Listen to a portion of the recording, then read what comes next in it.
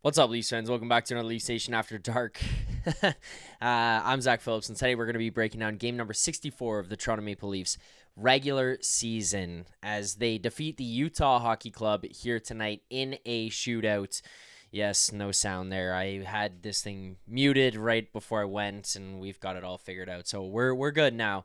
We're good. But we'll be breaking this one down, talking about the win, getting 2 points, talking about how this team came out of the gates hot here and then fell off a cliff. It'll all be broken down here on tonight's post-game show, as well as reading the comments in the chat, questions you guys have, and additionally there, I want to also dig into the super chats you guys are sending there, because there's a couple early and I want to make sure that we get into all of those.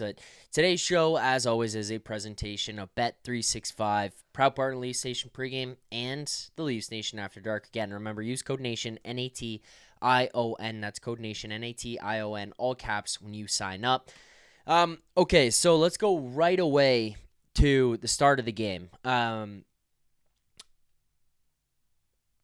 Actually, let's go to the end so that we can go back to the start here. I think this is important to add to the context of everything that's going on. You get 2 points. You walk away from this one with a win. This has been a long time on the road here now. You're playing the West road trip here. You know, like, there's a lot that goes into this that's going to make it tiring and uncomfortable. You've just kind of gone through the trade deadline, which is a bit of a awkward, anxious period of time. You've implemented some new players in your lineup. So, okay, yeah, those are all there. You're glad to be able to walk away with 2 points, especially considering right now when it is so much more important to be getting any and all points that you possibly can, because the Atlantic Division is tight right now. And you look at this, the difference between finishing first and finishing third in your division is a fraction of a hair away from taking on a wild card team versus not getting home ice in the first round and having to face off against Florida or Tampa and just go into the most physical battle of your lives to start off the playoffs. Like, you have to go through the best teams. You have to go through the best players. You have to do that to be Stanley Cup champions. Like, it's just part of the process. But if you can avoid it, if you can avoid having to go up against one of the Florida teams, if you can avoid having to start on the road, why would you not do that? The points are important. So I am happy here now that you've gotten the 2 points tonight. You found a way to get this one done regardless and found a way to add those, because this could have been pretty frustrating to walk away with a loss and another blown lead tonight. Happy to get the 2 points. Happy to come home here now to a game on Thursday against the Florida Panthers, get a couple of days, let Lawton and Carlo get back to Toronto, get on home practice ice. Like, let's calm everything down. Let's get back into your own beds, into your own homes. Like, take this couple day break here. Let's just relax, regroup, and get ready for Thursday. That's big picture thoughts. Let's now flip to what happened here.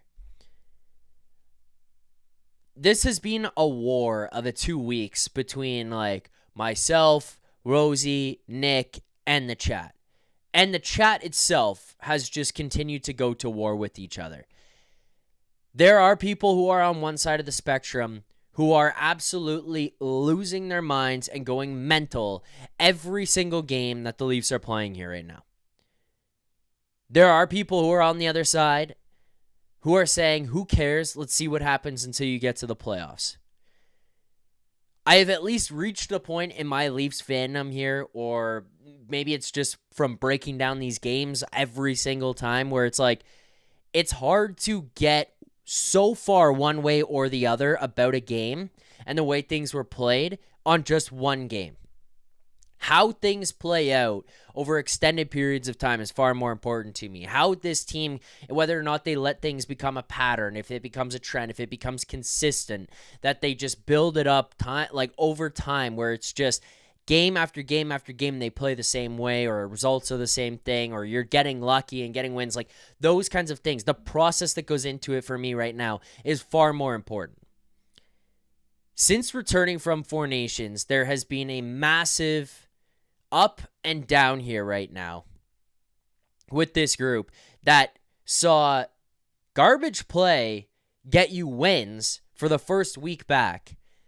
That same garbage play then translated into just loss after loss after loss, starting with San Jose, going to the Vegas game, going to the game where you blow another lead there against the Avalanche, and then going to this one here today against Utah where you blow this lead here yet again today.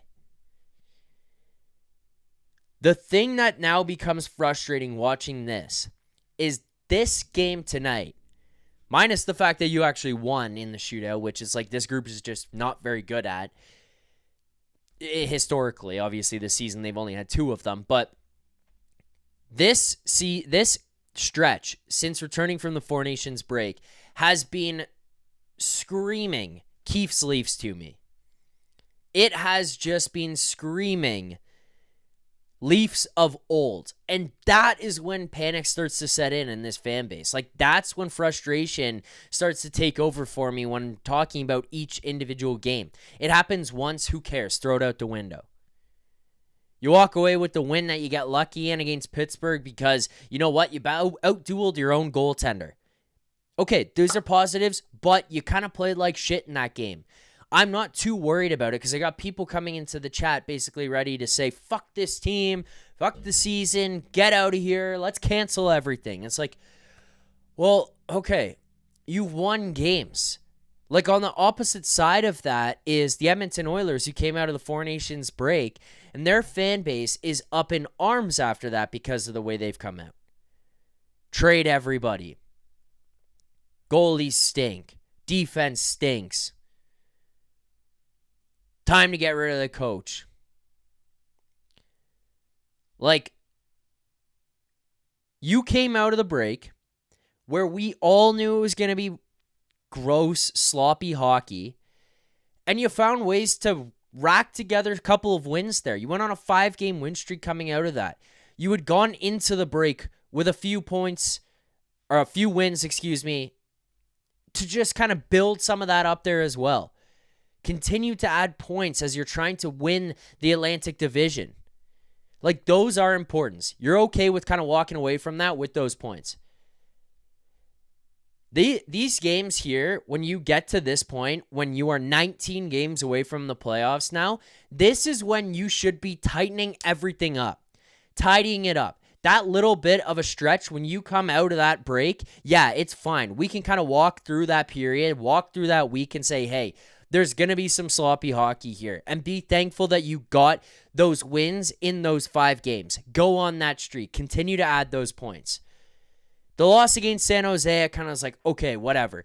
Long road trip, weird scheduling, layoff in between, where you had the break. Then you come back, you play a bunch of games quick. Then you play San Jose, and it's like, whoa, you kind of got jammed up there. I'll give them that one.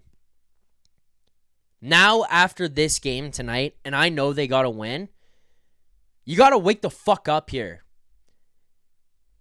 It's well known right now that the defensive structure, top to bottom forwards, all lines involved, everybody from the defensive side of things, your goaltending, like it's loosening up. It's become real porous back there. There are a lot of chances being generated. A lot of high danger chances being generated. And right now, you're not getting the goaltending to kind of just bail you out of these. This game tonight is not necessarily like a prime example of that from Joseph Woll, where it was like, oh, he fucked the team. It wasn't really like that. But this stretch, since returning from the break, has been a consistent pattern here of being loose defensively, giving up great chances, and just not getting goaltending. There are times where they look disinterested. There are times where the superstars look like they are just completely fucking off. And I don't know if there's like some mentality that's like, oh, we'll just wait for the playoffs. And in some ways, I get that because that's all that matters. But you need to go into the playoffs gearing up. You cannot fucking limp to game 1 of the playoffs and expect to turn it on the second that you get there. You cannot just just barely get there, just playing like shit night in and night out, expecting goaltending to save you, expecting to win in a shootout. You cannot have this happen, giving up these chances, playing run and gun hockey like this in some of these games, and just say, it'll be okay, because when we get to the playoffs, we'll figure out how to play playoff hockey then. No. You need to do it now. You need to turn it on now and start winding up over these last 19 games. Yeah, sure, you don't want to peak too early. I get it. You're 19 games out. I don't really know that this is too fucking early ahead of the playoffs. 19 games out. Star players looking pedestrian. Morgan Rielly still hasn't found his fucking game. 64 games into the season. And the guy looks like he should be competing with Simone Benoit out there right now. Like, Simone Benoit might be more reliable than what Morgan Rielly's bringing, honestly, at this rate. And he's making $7.5 million. He's making the most money on the Leafs decor. This is a rough stretch. And some of the guys you could at least dismiss, or in some of the situations you could say, hey, yeah, that's tough. Okay, goaltending, you're not going to pile on them because they've been unbelievable for 60 games. Well, now it's not the best. Defense was pretty good. Going into the Four Nation, started to fall off a cliff. Okay, well, your goaltending was saving you. You come out of the Four Nations, the goaltending is no longer saving you. Okay, defense isn't saving you. Goaltending isn't saving you. Well, at least you're scoring goals, right? Your big boys are getting points, and this is where people will lose their minds and get mad at me. Like, Mitch has got a ton of points here the last little while. Austin, Johnny T. That's fine. There are guys who are getting points here right now, racking those up. That's all fine. When was the last time you saw a guy on this team look like he was dominating a game? Nylander was dominating the first period, and then he gets completely taken out of the game because of the second period. He just completely disappears in that second period because it's penalty after penalty after penalty. The guy's not out there on the PK. He's not going to get those opportunities. He's completely uninvolved from that point on. And then that just killed him for the rest of the game. Austin Matthews, I'm listening to the broadcast. No disrespect to those guys, but I don't know what the fuck they were watching, being like, Matthews is really heating up here tonight. Really, the guy was missing the net by like 3 feet. Every time he's getting a shot, he's in at the top of the circles. He's into the slot. High and wide, high and wide, high and wide. Matthews at the side of the net for a one-timer where it's like that thing is whizzing past the goalie's ear into the back of the net last year, the year before, whatever it may be. Now, high and wide. I don't know. Like, I'm looking around at some of this. It feels like there is just a lack of dominance from these guys. I don't know if it's disinterest. I don't know if they're tired. I don't know if the schedule is catching up to them. The Four Nations did them dirty. I don't know what it is, but they need to figure this out now and wake the fuck up. I'm not talking about going into Thursday's game against Florida and being like, playoff hockey from that point until game 1 of the playoffs and you ride this thing out. But if you play like you did tonight against the Florida Panthers, you're going to get your fucking shit kicked and you deserve it. Talking about wake-up calls against the Vegas Golden Knights, and you walk into Colorado on Saturday night, you blow a lead in the third period, and then you have a meeting after that one because, this one wasn't good enough. You walk into this game here tonight against Utah, and then you just fuck off after a 3-0 lead? This is the Leafs of old. You stretch out this streak of not losing after holding a lead in the third period. I get it. I get that it's like this unlikely feat to do. I get that it's really difficult to just never blow leads. Like, you're not perfect for 82 games a season. You're just not. You're not perfect for 60 minutes every night of 82 games. But to now have this compile over this stretch,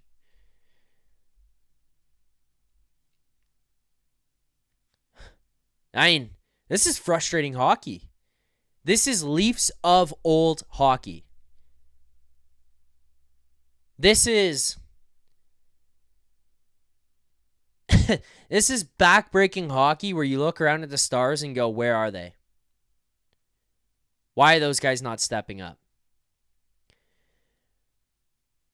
Now, I see some stuff in the chat, and I'm seeing things online here from people as well. This is where I will push back on a little bit of this. The people who are throwing out this narrative that trading for Brandon Carlo and Scott Laughton after these 2 games is a franchise-killing move, like Tree Living some fucking moron up there, go outside and touch some fucking grass for a second. Imagine being plucked out of your workplace and thrown into a brand new environment overnight. Less than 24 hours later, you are starting with a new company, new bosses, new coworkers, in a new city, and you are just forced to have to deal with this and be like, oh, you got to be the exact same as what you were before. Trying to figure out your role, how you fit into all of this. Maybe they operate a different way. They've got new system. Think about that. I'm obviously not impressed with what we've seen from Scott Laughton here through 2 games. I thought Brandon Carlo was fine on Saturday night. He had a tough outing here tonight. I believe all 3 goals from Utah he was on for there, one of which actually goes in off of his knee. But fucking pump the brakes on getting all pissed off at A, Tree Living, and B, these players for the way that things have gone here through 2 games. Scott Laughton came out and said that he wasn't very good on Saturday night. He owned up to it immediately, acknowledged that was not a very good game for him. He has to be better, and he will be better. So calm the fuck down. This narrative this is a franchise-killing move, really? We look around and hear these guys talking about these players, and it's like Fraser Minton probably caps out at a high-end 3C, maybe a low-end 2C. Ooh, franchise-killing move. Really? Are we trying to win 2 years from now, 3 years from now? Or are you trying to win now? Do you think these guys are in their prime at 28, 29 years old here right now? Like, this is the opportunity for you to push. Didn't give up that much in this insanely expensive trade deadline where everybody's just throwing the farm at players to make these trades. Like, we're looking around and you only gave up Grabenkin, Minton, and a couple of picks here to add guys with term and good value.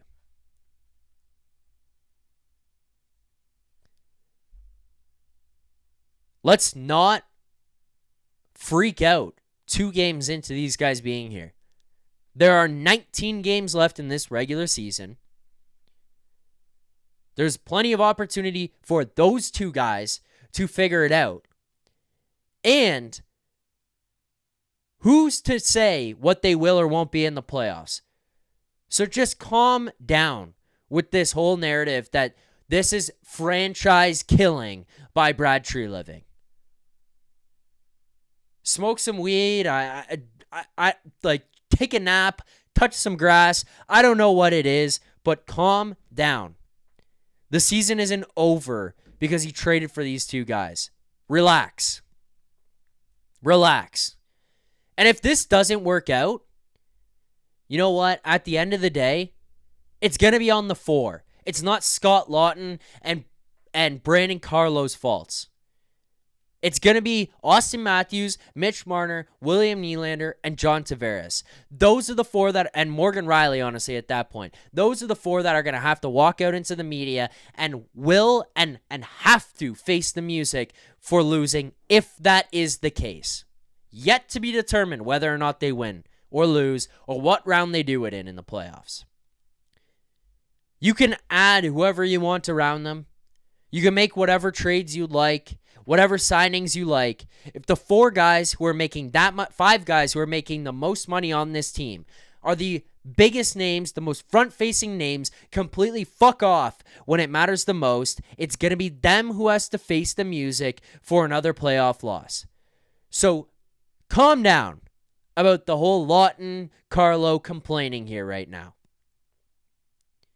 There was another general manager who set them up into some of the positions they are. And oh, by the way, you want to look around and talk about, oh, they got points and the guy scored the shootout winner. Good for them. Mitch Marner was fucking horrible tonight. Amidst all of this drama that he is the only person to blame for all of this.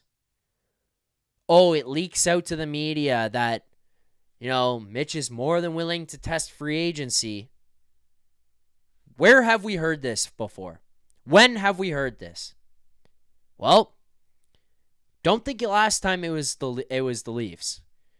I mean, maybe it is this time because they're getting it out there to just tarnish his rep or whatever, but it's been him and his camp dragging his name through the mud the entire time he has been here. He has no one to blame but himself and the people around him for the reputation that he has gotten. Mitch was brutal tonight. Those soft backhand giveaways, no-look turnovers, drop passes to nobody, that's the shit Mitch does in the playoffs. That is the shit this guy consistently does when it matters the most. That was desperate hockey from the Utah Hockey Club tonight. Well, old Mitchy boy didn't show up until it was 3-on-3 in the shootout. Tale as old as time. We do have a bunch of super chats that have piled up here now, so I want to make sure I read a bunch of these and get them in. For those of you guys who don't know here yet, if you don't yet already, I mean, we've got over 300 people here watching the show, and it's 1:30 a.m. on a Monday, 1:30 a.m. Eastern time. I don't know if a lot of you guys are on the West Coast or what the hell is going on here right now, but make sure to hit that like button, subscribe here to the channel, turn on notifications. Leafs Nation 401. I'm out here doing the post-game show following every single Leafs game all regular season and then into the playoffs. Post-game shows for every one of those. Monday to Friday, 11 a.m. Eastern time. Nick Alberga, Jay Rosehill, live here, breaking things down, reacting to games from the night before, big stories, news, updates, all of that. Amazing guests as well. Daniel Briere was on the program with the boys this morning, so if you're new to the channel, new to what's going on here, it's not just me. There's a whole team of us here putting out amazing content on this channel. Monday through Friday, Saturdays, I guess, as well, or whenever the Leafs play. So make sure to hit that subscribe button, drop a like. But on top of that, we do also have a amazing new initiative here on the channel this season. Super Chats have become a big part of the post-game show. Obviously, my show is a massive chat-pushed show. Yeah, there's rants here and there. I talk about everything that's gone on in the game, but what's happening in the comments is usually what I'm trying to read and go off of, answer questions, and have conversations with people in the chat. People who are trolling like 6 1/3 and just can't make up their minds on how to feel on the team. That's what we come here to do on the post-game show. That's kind of how my show breaks out. We have a lot of guests who come through here anyways, not these 1 a.m. shows, but we have a bunch of people who hop through. I do my best to read every single comment that happens. I do my best to answer everything that comes in and try to be a part of the chat as much as possible, but sometimes it slips through the cracks. Well, if you've got a question or comment that you want featured on the show this season, we have introduced our new charity partner, and that would be Sick Kids. It's just an amazing partnership that we've got going on here on the show. One of the top research-intensive children's hospitals in the world. You make sure to send in your super chats there. You can drop a comment, you can drop a question, or you could just send money if that's what you would like to do, but we do have a bunch of super chats here, so proceeds from our super chats do go to Sick Kids charity. Let's start with the first super chat that we've got. Jeff McKay. This team still can't do 60 minutes of hockey. Halfway through the game, the players just stopped defending. Stop the ride. I want to get off. I know. Jeff, I know. You know what? The defending has also been something that has been a story for the last 2 weeks. 2+ weeks here, I guess, now. And it's not just the defending, right? Like, this is foot off the gas. San Jose, you're up 2-0. Foot off the gas. Let them back in. Lose the game in a shootout. Vegas, even the other side of the coin, right? Like, 3-0 deficit earlier in the season or even a couple of weeks before against the Bruins. You watch this team, they go down. Let's get back in this thing. I don't know if they're tired or fighting injuries or there was anxiety kicking in about the trade deadline, but I mean, I look around and a lot of this is driven by Matthews, Marner, Nylander, Tavares, Riley. Like, Riley has stunk all season.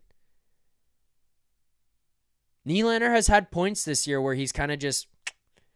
Matthews, very clearly, something is off about the guy. Injured, tired, I don't know. I'm assuming injury. But it's like, at that point, if you're injured and it's holding you back this much, sit in the fucking press box. Get yourself ready.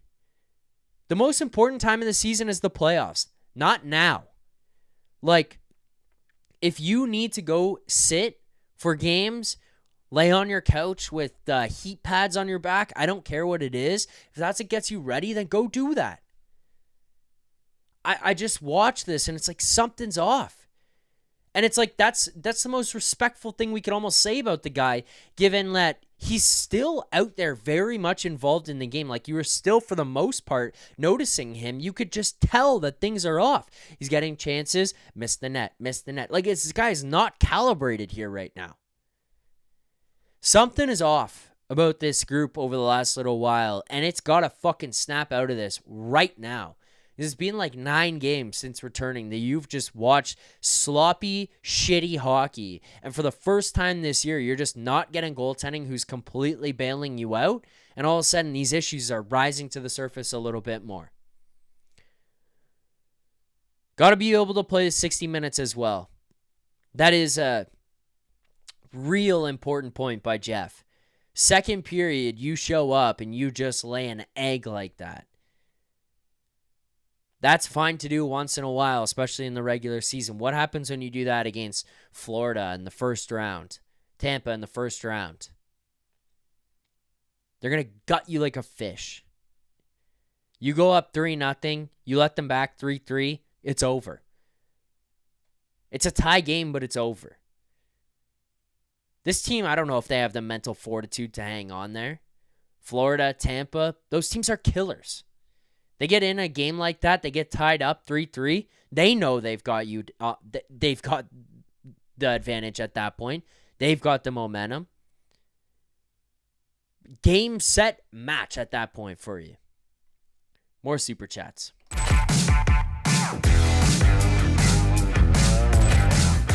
Max Etias Decimus. $2 for sick kids to shut up these negative Nancys. Max, thank you. And another super chat from Max here. Regular season doesn't matter. Also this chat. Yeah, this is why it's hard to take some of the stuff seriously that goes on. Like, there are points in the year where I'm like talking about the games, saying I'm frustrated with the effort and the way that they played or whatever. And I got people who are right now losing their minds on me for the evaluation of the game, being like, who were earlier saying, they won the game, just let them be, let it go. And those people know who they are, but they still show up here in full force after these, because it's like, we got to kind of look big picture with this team, I feel like. I don't know. Now, yeah, after this, it's a full body of work of 2 weeks of hockey, of almost 9 games here now, I guess, of just shitty, sloppy hockey that's just getting away from you. It started with that Carolina game. You let them get back in it. I think it was in the third period. You let it get to 4-3 on that Saturday night, returning back to action, and it was like, whatever, you got out of it. You beat Chicago on the Sunday. You're all good there. Now it's catching up to you. Now this hockey is rolled over game after game after game and become an actual issue. Another super chat. good trends compared to first third of season. Power play. I do have some thoughts on that. Bad trend. This is so Sangnam with the super chat. Bad trends. Softer forechecking, team defense, goaltending wearing down, penalty kill rate. Good points by So Sangnam. Also terrifying points to have happen 19 games out from the playoffs, right? So let's start with the bad trends, and then we'll go to the other side because it's probably going to be a bit more negative on this, and I got to continue on it. But bad trends. Softer forechecking. Let's start there. What is extremely important in the playoffs? What is something this Leafs team has struggled to be able to handle, especially playing against Tampa and Florida in the playoffs? Forechecking. Pucks going in their corners, going in hard back there, not being able to break the puck out, get out with ease, handle the physical pressure that's coming down on you. Like, it's not being something they've been able to handle. It's something that's really important. Allows you to have success, wear other teams down, have longevity in the playoffs. You've struggled to handle it yourself. Finally this season, earlier on, we saw them hard on the forecheck. Pucks go in the corners, you're winning battles, you're there first. Not happening right now. Again, I don't know if it's fatigue, injury, lack of interest, which I pray to God it's not. But that forechecking has just diminished. How do you expect to wear other teams' defense out if you don't forecheck hard? If you're just going in there and stick checking and saying, don't break out past me. Like even earlier on, we were seeing Matthews and Marner and Nylander getting in on it. Now it's top to bottom. It's just become a soft. The fourth line was real good on the forecheck tonight. Outside of them,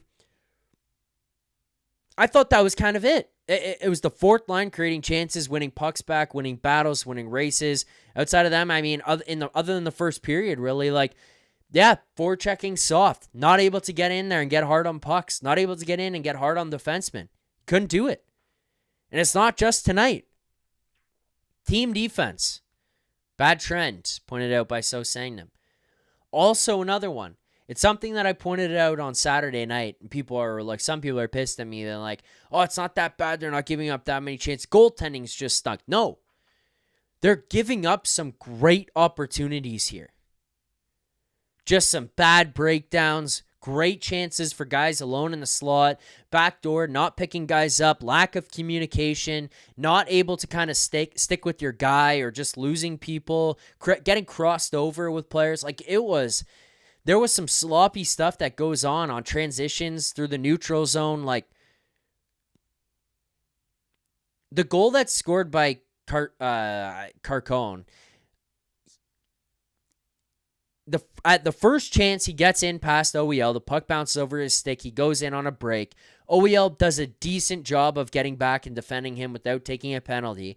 They come back down again, and it's like, the pass goes across. Carlo kind of goes to step up. Maybe could have gotten a bit better of a gap on the guy. I think it was Cooley who makes the pass through. Goes to step up on him. A little bit of room for him to make that pass through. A little bit of time and space. Puck feathers through. I'm like, how the hell did Carcone get in there? I'm like, oh, was that Lawton's guy? Nope. Morgan Riley gets his ass beat back to the middle because he's not picking up his guy. Not defensively sound, not structured, not where he needs to be, not moving his feet. I mean, yeah, the team defense, this is going to be a both. Two birds stoned at once here with this. But Morgan Riley has also been pretty awful. And yet again here tonight, it was pretty transparent. There's like 4 minutes left in the third period, and Morgan Riley is making some pissy pants pass up the wall that's not getting out of the zone. As he goes to make a recovery play on it, he's like falling over and tripping on his own feet, trying to get it out of his zone. Morgan Riley is a better player than this. Whether you like him or you hate him, you love him, you hate him, you merely just dislike him but don't hate him. I don't care what it is. He's much better than what he's playing right now, but the way he's played for 64 fucking games this season would make it hard to believe there's another guy in there. This has been a terrible stretch of hockey from the guy. Terrible season of hockey, I should say. And we could pile on Carlo all we want. Look at what his partner's doing out there next to him. Oh, well, Morgan Rielly needs this type of guy to play alongside him. Fuck who he needs alongside of him. How can you be the highest paid defenseman on the team and you can only play with one player or one style of player? Figure it out. This is a bad run of hockey. It's bad decisions. It's losing your guy. It's not being able to catch up to plays. It's getting beat on races. It's losing battles. It's missed coverage where it's like minor hockey players know to do better than some of those. Getting lost in the D zone, not being aware of where your guy is. Like, I'm saying some of the most basic, stupid shit that you would imagine an NHL defenseman, especially one who's the highest paid player on their team, to be aware of. He's just not. This has been 64 games of watching a guy make $7.5 million and just being out to lunch. I don't even want to say mailing it in because I don't think Morgan Rielly has it within him to mail it in. And I think more highly of him than that. But holy fuck, this has been a bad season for him, and he's got to figure this shit out soon because we're looking around at these guys. Expiring deal for Mitch Marner, getting into your 30s for Matthews and Nylander. Johnny T's on the wrong side of the mountain. You got to push chips in, but Matthews hurt. Marner's more fucking worried about putting every penny in his pocket as possible. Nylander, I don't know what the hell's going on there. I mean, guy looks checked out at times. I'm ready for the playoffs for that guy because he seems to always show up when it matters in a big game. So, okay, I'll give you somewhat of a pass for whatever reason. And then Rielly's pulling this. If we're just going to talk about, okay, yeah, they'll show up in the playoffs and pray to God that's the case, I mean, sure. It doesn't seem like that's the best strategy ever, but maybe. I'm still on this. So Sangnam Super Chat. I got more to break down here. Goaltending wearing down. I'm not going to dig into that one too much. So Sangnam, you're right, but I'm just not going to do it. The team is playing kind of pretty shitty defensively in front of them. I think they were just performing like at outrageous levels earlier on this season. And basically since returning from break, like it's falling apart, but the team is fucking them over. I'm sorry. It's just bad breakdowns, odd man rushes. Like, these guys are having to make like 5-alarm saves every single time they go out there on the ice, like period after period after period. Yeah, that's going to wear you down. I'm not even going to blame it on the goalies at this point. Like, they're probably just going to an average state of play. The team in front of them is just fucking them right now. Like, they are, as Biz says, bending them over, no spit, no lube, sandpaper finish to the goaltenders. Like, the team is showing no thanks or appreciation from the effort put forth by these guys throughout the entire beginning of this season. This has just been a complete hack job by the players in front as a gift back to the goaltenders heading into playoffs. Thank you for saving our asses numerous times this season, for bailing us out of games we should have lost in the third period when we were holding leads. Thank you for that. Here's this shit platter of hockey the last 9 games. Eat this. Like, what the fuck is going on?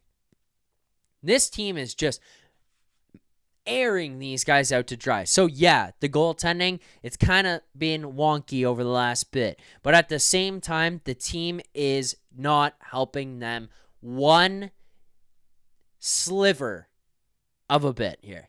Not even a marginal amount. PK rate. Look, I'm going to jump back on it quickly here. The PK just seems to kind of go back and forth at times. I mean, tonight was a whack night with the penalty killing. The The officiating in this one I thought was pretty ass, honestly. I thought the officiating could have been a whole lot better. The PK here goes 4 for 5, excuse me. The Utah power play only scores 1. So tonight's not really the night that I'm just going to like jump all over the PK. That said, the one goal that goes in seemed like there was a lot of indecisiveness. I think one of the reasons that the penalty kill has success is because they force the issue. They don't sit back and say, hey, you make the mistake. They say, we're going to make you make the mistake. The goal that gets scored there, if you watch it back, Mitch, and again, like I'm not in the room. I don't know exactly. I have an idea of what they're supposed to be doing, but Mitch is just kind of like standing there in the middle of the ice being like, okay, go to the right. And normally it seems like the guys drive up the middle and then they do that like loop back where they go out and force the guy down the wall to try to take away the space and kind of pressure them out. And then after they do that, there's like a cycle, right? The forward comes back into the middle spot. The guy who was in the middle kind of pops back out and then they rotate back into that. And you force them down low. So whatever side you're going to, you try to take it away. Mitch just stood there. And then Austin stood in the, I think it was Austin, stood in the slot there behind him like this. And everyone's just standing around looking at each other. And Sergachev just was like, okay, let me just walk to the top of the circle and take the shot without the side pressure to force him out and take him to the side. And then with that happening, Carlo's just standing there. It fucking hits him in the shins as he goes to block it. He's probably looking up going, what the hell's happening? Sergachev's walking down Broadway. Carlo's not knowing what to do, goes to block the shot. Bad timing for that one. Hits a shin pad, ends up in the back of the net. You do go 4 for 5 on the penalty kill, so not slamming panic button, but like certain times where the just brain turns off with these guys. Next super chat here.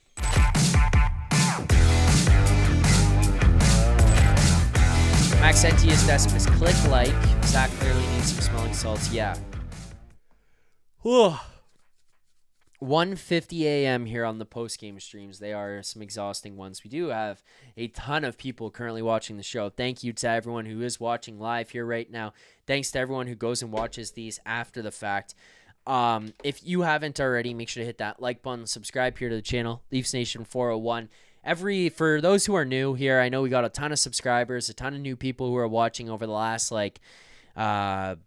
week or so, maybe 2 weeks here, dating back to even after the Four Nations, leading into the trade deadline. On my show, it's just something that I've had all the time. Every set of 50 likes, 50, 100, 150, 200. We do the smelling salts. Regular season, yeah, we usually hit 50, 100. Once you get into the playoffs, a lot of times there's games where, and people in the chat can attest to it, we're getting up to 250, 300 likes on the show and having to just keep hitting the smelling salts. People like it. You know, misery loves company. And honestly, you know what? At this point, it's kind of fun and people know that we do it. People in the chat are always looking forward to it. So thank you for hitting the like button. Thank you, Maxentius, for the super chat. I did the smelling salts on Saturday with KPG. I told you guys that. This guy brought a bottle of smelling salts to the bar. Thank you for liking. Here's this new bottle of smelling salts, which are also potent right now.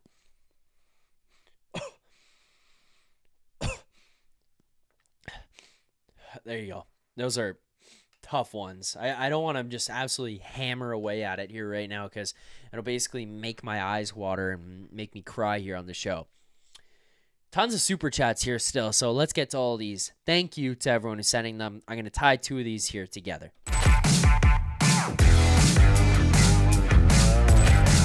Robert Smith and Mike Van, thank you guys for the super chats. Robert says, almost forgot about the kids. Thank you, Zachary. Roberts, thank you for remembering about the kids. Again, yeah, you guys send in these super chats here. We will do this, answer your questions, comments, all that kind of stuff as you send in the super chats. Proceeds from super chats go to Sick Kids charity. So thank you guys for sending those in. You keep sending them. Keep helping an amazing cause. Let's go here to Mike Fami also says for the kids. Mike, thank you for the super chat. I got a bunch more super chats here, but we've gone a long way into the show without doing anything. So let's maybe find a more positive side of things in this game here tonight.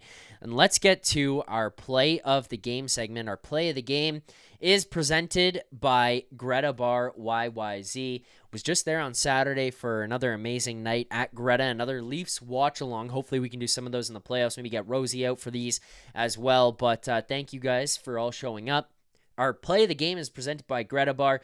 Great spot before, during, and after the game. Check out the great street food menu. I had the bao sandwiches there on Saturday.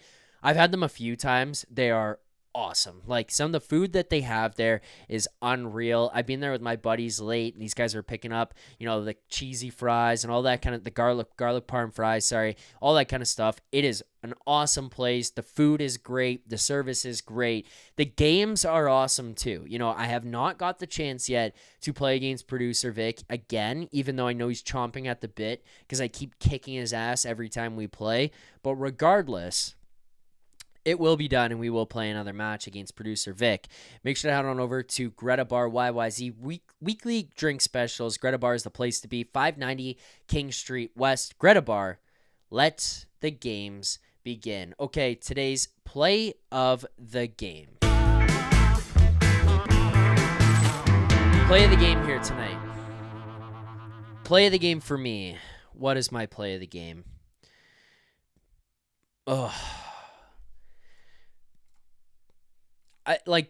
The Benoit fight was kind of hilarious, to be honest. But I think it gave Utah momentum. So, not pretty in the grand scheme of things.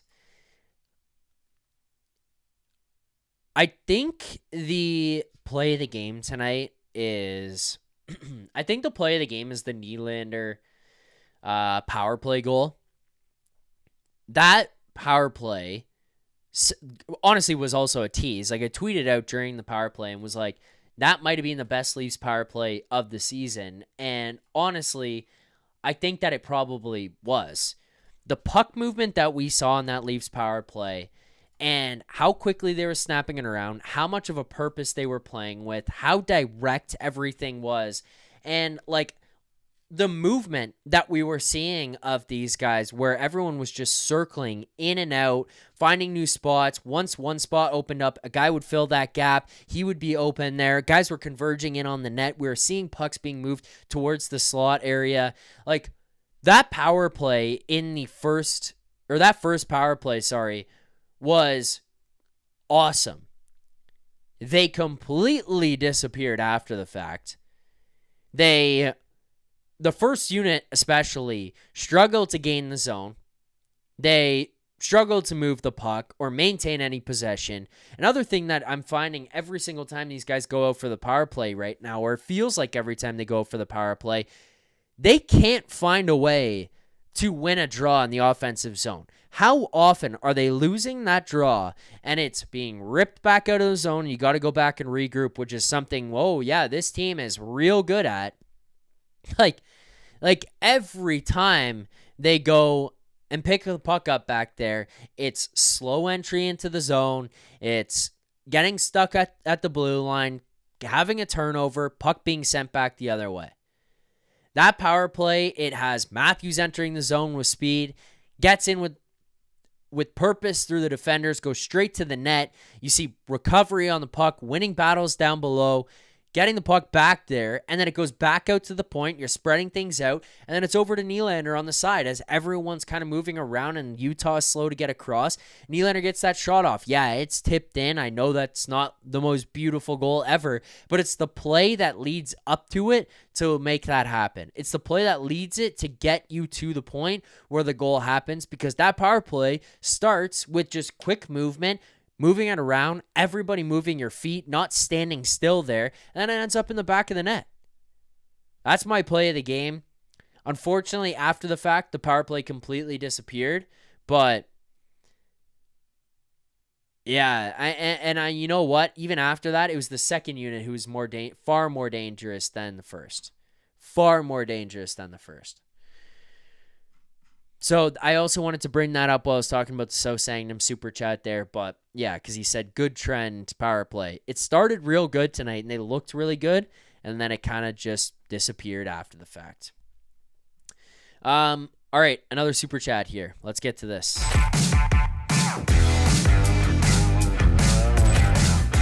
Maxentius Decimus. Max, thank you again for the super chat and all the support here on the channel. Again, for those of you watching right now who haven't already, hit that like button, subscribe here. Continue to get your questions and your comments in via super chat. We'll answer and we'll discuss all the comments, the questions that you guys send in there. But Max says, Leafs win, baby. Woo, let's go. 2 points. Yes, you got to be happy with the win and 2 points in these circumstances, because every point and every win, it matters when you're in this race against Florida and Tampa for first in the Atlantic. But I think that at the end of the day, we still can be pretty frustrated with the process. Another super chat here.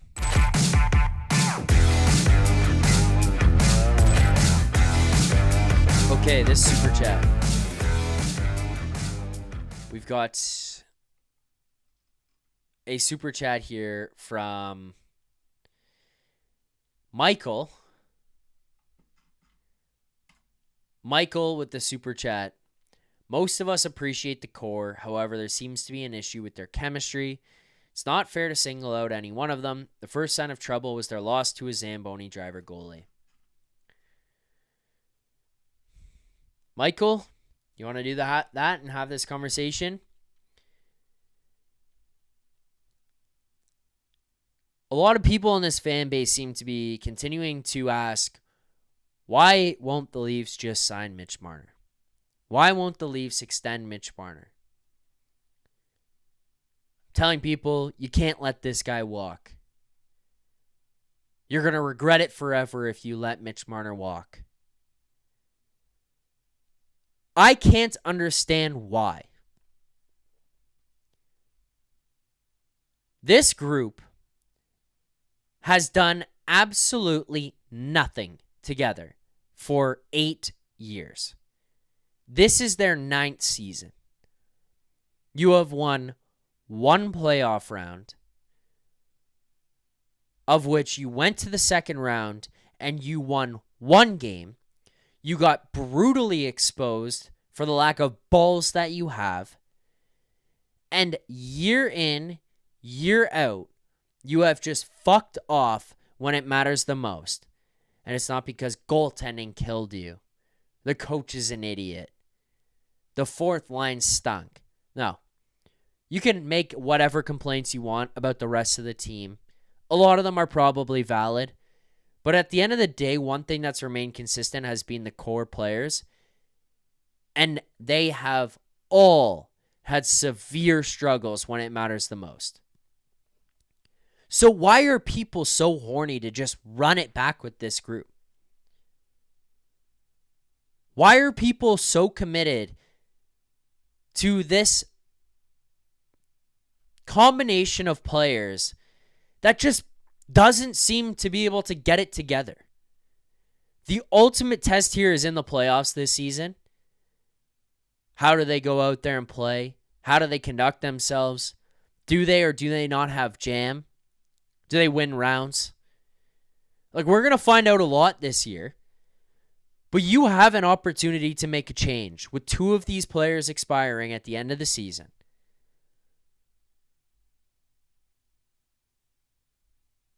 If you lose here yet again and you do it in the same fashion as always, how can you not acknowledge that after 9 years, there may just be something wrong with this group of players?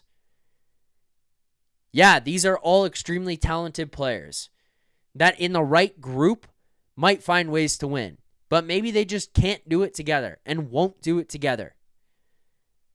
You have an opportunity to make change in the summer.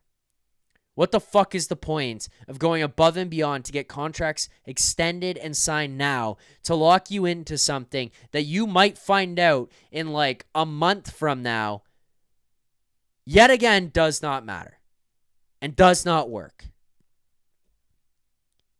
No point in handcuffing yourself. Kyle Dubas already put those on you. You get them off in July. Let them come off. If this group loses again, there's no one to blame but the core.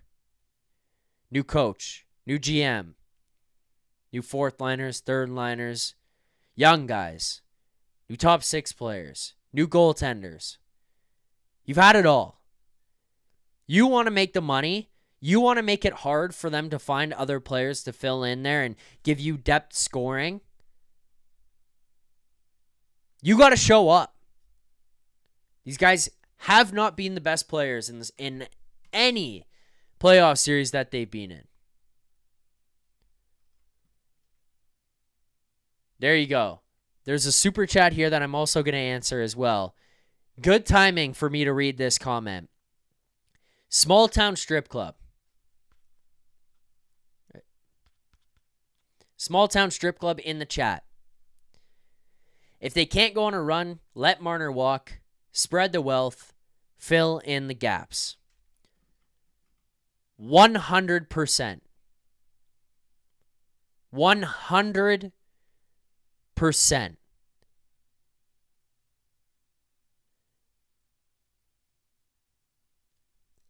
There are other players out there. And I know that it's just like, people look at Mitch Marner and they're like, oh, how do you fill that in? Like, how do you fill in Mitch Marner's point production and what this guy does and the magic man or whatever?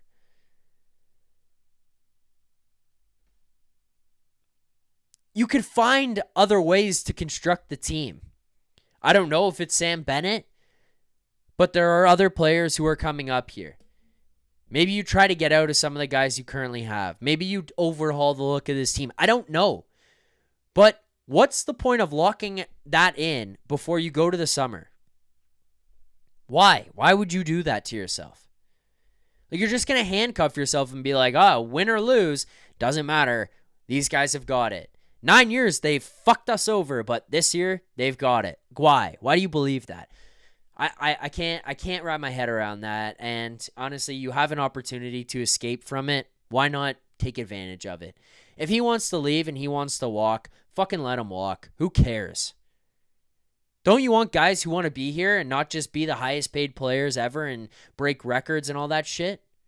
Come on. Another super chat.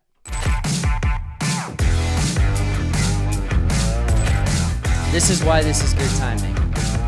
Alchemical Fitness with the super chat. 5 for the kids and the story behind your hat. Well, friends of the show here on the Leafs Nation After Dark, apparently, and friends of the show on the sheet on the Daily Faceoff YouTube channel with Jeff Merrick, Monday to Friday, 3 p.m. Eastern time, every single week. Small Town Strip Club does the intro, outro, and a lot of the other sound effects, actually. I even learn more and more about a lot of the sampling that we use on that show. That's their music. Unbelievable band. I got the opportunity to go and see them live here in Toronto. That's where I picked up this hat. But awesome guys, awesome group of people. New album that just dropped 2 weeks ago, I believe it was. I might be getting that wrong. If they're still in the chat here, maybe they can correct me. I believe it was 2 weeks ago they dropped it. You got to go give it a listen. I have been absolutely rocking the Small Town Strip Club songs when I go to the gym. Make sure to go over there. Show some support to the boys. Check out their YouTube channel there as well. They are active in the chat. But yes. There you go. What else are they saying? I couldn't read that on the screen. Only chime into some of the chats. There you go. Tune into most of the TNN shows. There you go. Yeah, 2 weeks back. All right, more super chats here. Or one more super chat here.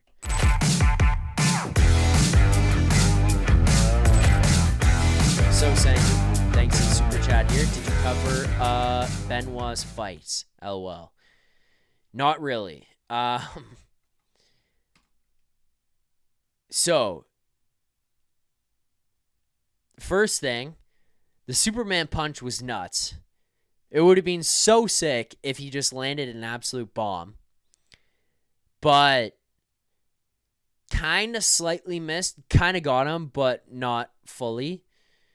That was unfortunate, especially coming up 2 feet off the ice, full fist cocked back like that. does not land how you'd hope it does if you're going to Superman punch a guy. And then unfortunately ends up with him off balance, having to try to protect himself. And, one of the things that, you hear from all these fighters and stuff is you don't want to turn your head away, because at that point when you're looking away, you're just going to get shots. If you turn your head back, you're going to eat a punch. You're not going to be able to get around and get strong, solid punches through.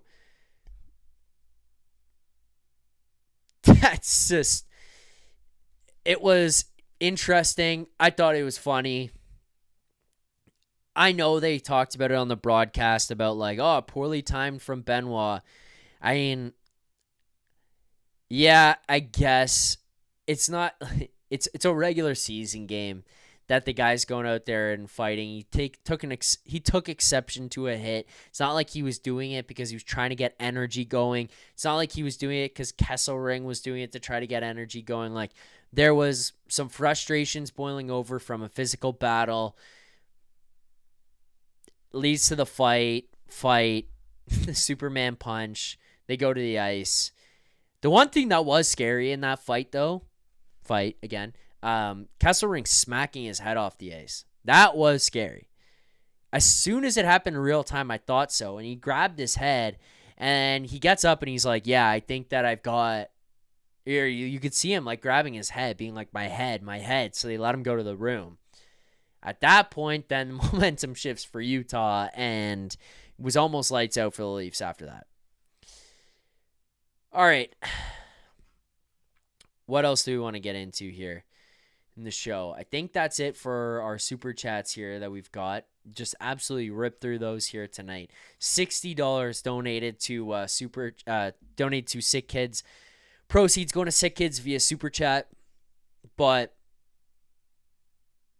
and Dithard says it's easy to say it was poorly timed in hindsight. If Leafs scored 2 more goals, they would have said it was great. Yeah, I know. I'm not really going to jump on that and say that either. Hindsight for sure on that one. It was tough, but Bubba's vibes. Marner will be a Bruin next season. 8 years. I mean, if he goes to Boston, I hope he will get booed so viciously every single time he shows up here. You think that people can't get on their feet and get rowdy and get loud here in Toronto?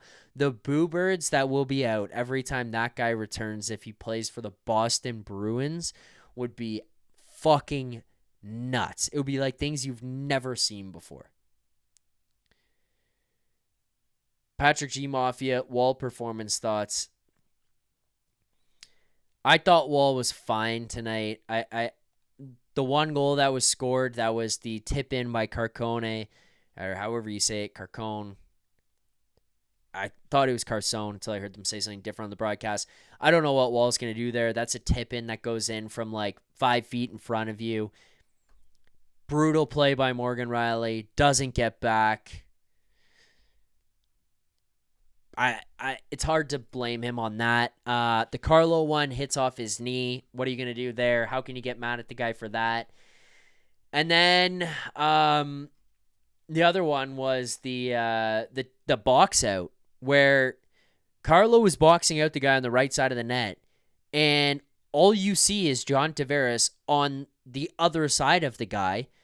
There is a triangle, one guy on one side of the net, one guy on the other side of the net, and the puck carrier going right down the middle uncovered, and he just hits the guy, I think it was Schmaltz, back door for an empty net tap-in. I don't know how Wall was supposed to do much better here tonight. I thought he made some pretty great saves, pretty timely saves. It's not going to look that pretty, but 2 tip-ins that you have no shot on, and one that hits your defender's knee. Finishes the night with a .906 save percentage. I mean, I don't blame him for this performance. All right, let's wrap this, or let's get to our final couple of segments here. Yeah, I'm with Michael Kirkpatrick as well. I cannot judge Lawton and Carlo here too early. I think it's fair to say that Lawton has been a bit underwhelming in these, but This is 2 games into these guys being here. They flew to Colorado on Saturday to play with a brand new team and a new system with new line mates after you've just left where you were and you played for a long time. And then you go from Colorado Saturday to Utah on the Monday. It's not a comfy situation, let's put it that way. Let's recap our best bet here. Our best bet segment is presented by Bet365, proud partner of the Leafs Nation pregame and the Leafs Nation After Dark. Open an account with Bet365 today. Breaking news coming in from Bet365, where every nail-biting overtime win is a barn burner. Every face-off, hat trick, power play, shot on goal, penalty shot, and every suspenseful minute in between is amazing. Whatever the moment, it's never ordinary at Bet365, an official partner of the NHL. Download the Bet365 app today and use the code NATION, NATION, all caps, to get in on the game. Must be 19 or older. Please play responsibly. Okay. Best bet. Best bet segment tonight. Unfortunately, no bueno. I felt like we were going to get a big night from the first line. I felt like we were going to get a good showing.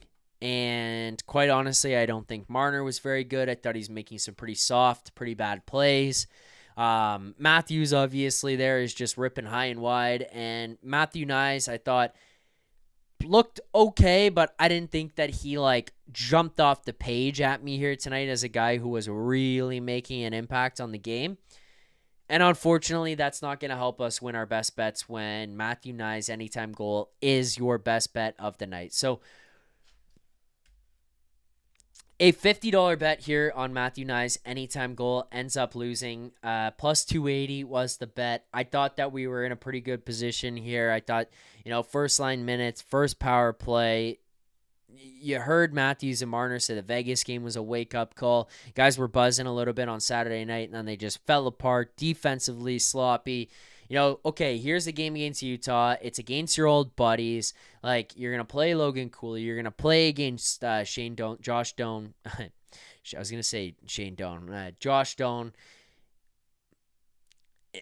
I thought Nyes was going to be rocking, ready to go. Maybe they just don't get the Arizona bump because it's not Arizona anymore. 2:15 a.m. Killing me. But yeah, it is, it's another loss here on the best bet segment, but it's all right because we still are up 5.43 units on the season. That would be $543 on the year. Diz K, Zack deserved to win a meter, 73% Utah and Colorado and Vegas, both 67%. Yeah. This thing turned ugly for the Leafs, and they kind of got lucky to walk away with the win. Let's get to our final segment here of the night, and that would be our grade of the game. Keep hitting that like button. I cannot believe there's as many people as there are right now watching the post game at 2:20 a.m. in the morning. Also, 6 1/3. Do you bet actual money? Yes, I bet every bet that goes out for the exact same amount, if not more, than what is being given out here. I would not ever give out anything that I would not bet myself. And I mean, if we're down brutally, at some point, you probably would just have to say we're not doing this anymore. We are up on the season. Profit of $543. 5.43 units profit on the year after 64 games. So yeah, the losses stink. Losing a couple in a row stinks. But yes, I bet every single one of these. We're still up on the year. Grade of the game here tonight. People are very, very negative on this one, and I don't blame them. I am right there with you guys. I think this game here tonight is a D. I think D. Not even D plus, D. Fuck the excuses of long road trip, tired, lots of games, tough schedule. No. I mean, you get the win. That's great. You blow another lead. You play like shit defensively. The power play, you get the one goal there from your first unit in the first one. They looked good. They were moving the puck well. I legitimately thought it was one of the best power plays I had seen from these guys all season. There's Tammy. I don't know if Tammy's like just waking up now. What's going on? I haven't seen Tammy all night. Whew. All night in here. And Tammy shows up before the final buzzer. But, yeah, I mean, how can you give this thing any higher, more positive grade after this game where it's like, you've now played 9 games in a row like this. You heard all these guys in the group talking about how in the room they're saying they got to fix this. They're going to have meetings. They've had meetings, whatever. This is pretty fucking pathetic. Pretty pathetic game. To show up after all that and just soft play, bad defensive zone coverage, terrible in the neutral zone, couldn't break the puck out. Morgan Riley stinks again. The scare of the OEL running into the net play, I don't know. This was a gong show of a game from these guys. Tough from the reffing for sure, but yeah, this is a D game for me tonight, and I think that's all I got. Maxentius Decimus, amazing game, super well played. I think we might be on a different side of this one, Max. Sorry.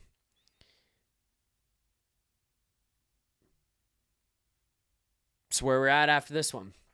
That's going to do it for the show here tonight. Thank you, everyone who liked, subscribed, turned on notifications. Turn on notifications, by the way. If you turn on notifications, you get notified when new videos drop, when the show goes live, whether it's my show, if it's the morning show, whatever. You want to turn on notifications so you get notified right away when this show goes live. But thank you guys so much for watching, liking, subscribing.